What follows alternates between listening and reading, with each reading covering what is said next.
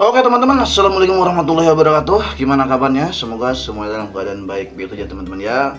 Jadi saya lagi baca-baca ini teman-teman, berita dari detiknews.com. Dan ini sebenarnya berita ini sudah lama saya simpan, saya save, tapi baru ini saya baca dan ternyata dalamnya penting banget ya teman-teman ya.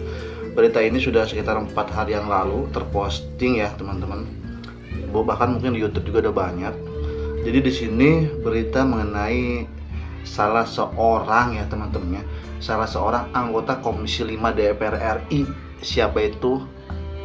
Bang Adian Napitupulu ya teman-teman. Di sini sempat bersuara teman-teman ya. Di sini apa katanya teman-teman ya?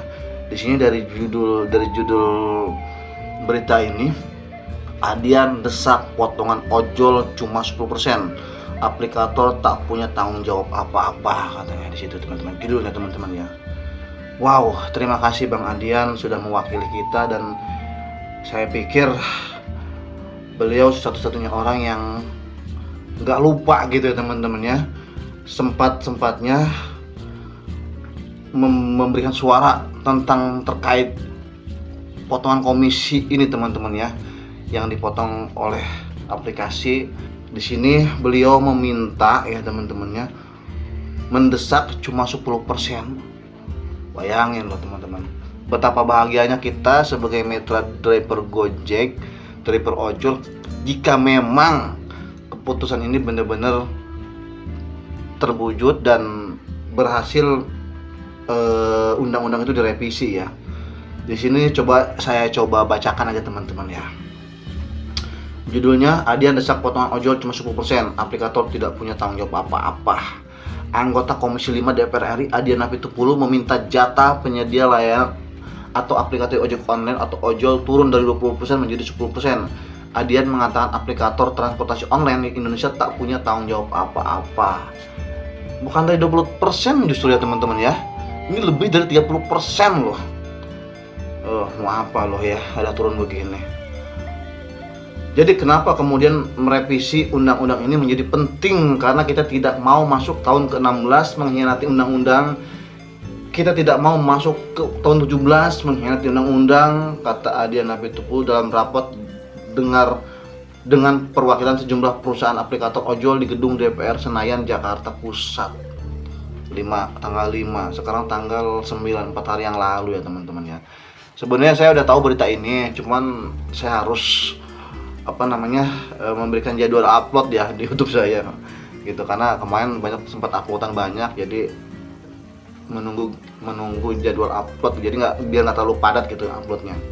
Nah lanjut, Komisi 5 DPR tengah menerima masukan berbagai pihak terkait penyusunan revisi tentang lalu lintas dan angkutan jalan LLAJ. Dia mencontohkan beberapa tahun lalu ada driver yang disandra tetapi pihak aplikasi tak bertanggung jawab. udah nggak aneh, udah nggak kaget yang seperti ini ya teman-teman ya. Ya kita mitra ini ya bener-bener bangkit sendiri, berdiri sendiri, modal sendiri, apa-apa serba sendiri. Bahkan disandra begini pun ya, kalau bukan teman-teman kita sesama ojol yang nolong kita, siapa gitu. Di sini kan jelas pihak aplikasi tak bertanggung jawab gitu. Disandra ini ketika di mana nih ya. Nah, sampai akhirnya saya telepon di Rut Angkasa Pura 2 kalau tidak salah, dan saya bacakan pasal sama dia bahwa dia termasuk pasal penyanderaan katanya. Nah, yang menarik adalah pihak aplikator nggak peduli peristiwa itu terjadi. Mereka tidak peduli sopirnya ditangkap, disuruh push up, di beberapa tempat dipukuli dan sebagainya. Mereka nggak peduli katanya. Ini kalau nggak salah di YouTube-nya juga ada ini. Di mana tuh? Di Tribun ya, kalau nggak salah, di Tribun ya, Tribun News itu ya, ada di situ teman-teman. Saya sempat baca juga, nonton juga videonya ya teman-teman. Nah terus ke bawah scroll, oke, lumayan banyak ya teman-teman ya. Adian mengusulkan potongan untuk aplikator yang saat ini 20% menjadi 10%. Seperti semula, dia mengatakan hal ini akan disampaikan ke Menteri Perhubungan RI. Dulu kalau tidak salah pernah sempat 10% ya jatah aplikator itu kan, dan dia terus naik 10, 15, 20 dalam prakteknya. Justru dalam prakteknya di atas 20%. Bukan 20, di atas 10% lagi bang, 30, di atas 30% ya bang. Ini jadi memang data itu penting, sampel itu penting ketika kita memang ingin berhadapan langsung sama pihak terkait, pihak pemerintah, pihak DPR, ya siapa aja yang emang kebetulan ingin mendengarkan kita, ya termasuk pihak Gojek sendiri, ya kita harus bawa sampel, bawa file, ya bahwa artinya apa yang kita sampaikan ini dalam prakteknya ini memang lebih dari 30%, bukan 20% lagi Bang Adian, bahkan lebih dari 30% gitu tuh. Nah ini kita bawa buktinya, seperti misalkan ya video kita rekam atau screenshot rincian tagih tunainya berapa yang kita terima, di situ kan tertulis di potongannya berapa, ada di situ teman-teman. Jadi tidak serta-merta kita cuma bicara tanpa ada bukti gitu ya, artinya membantu kita dalam menyampaikan sesuatu hal secara jelas gitu teman-teman ya. Oke, apresiasi banget dengan Bang Adian Apitupulu, terima kasih masih peduli lah ya kepada kita ya. Semoga aja ya semuanya bisa terrealisasi dan kita mendapatkan potongan cuman 10% gitu ya, bukan 30% lebih gitu teman-teman. Wow gitu, bisa kebayang teman-teman ya betapa besarnya yang dipikirkan oleh pihak aplikasi ini. Emang dari setiap program-program ini sebenarnya semata-mata yang dipikirin itu hanya keuntungan, profit dan profit gitu ya. Itu teman-teman ya. Ya seperti program-program yang baru-baru ini saya sampaikan, wah banyak teman-teman yang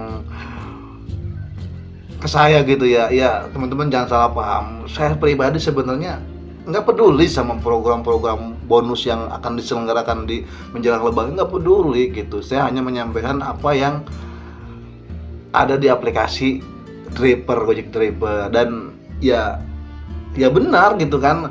Artinya kalaupun ini dari sudut pandang teman-teman ada yang mengatakan bahwa ini adalah justru kabar buruk, ya emang ada benarnya, karena kabar buruknya itu bagi mereka yang tidak mendapatkan hadiah ini gitu, dan hampir menyeluruh gitu, hanya sebagian kecil saja yang merasakan ini gitu. Dan saya pribadi semenjak ngojek dari tahun 2017 sampai sekarang nggak ada apa yang saya dapatkan dari Gojek selain tenaga saya, upah saya dari customer kepada saya ketika saya memberikan jasa kepada customer, hanya itu. Tapi ya walau bagaimanapun saya tetap artinya tetap ya melalui aplikasi ini saya bisa mendapatkan uang gitu, walaupun memang ada banyak hal-hal atau kebijakan-kebijakan yang tidak sepantasnya gitu teman-teman ya. Ya kita berharap aja lah ya teman-teman ya, berharap aja semoga pihak aplikasi pun bisa memikirkan kita yang di dalamnya itu tidak yang ada dalam pikirannya itu tidak hanya keuntungan dan keuntungan. Oke teman-teman, hanya itu saja video dari saya, semoga bermanfaat.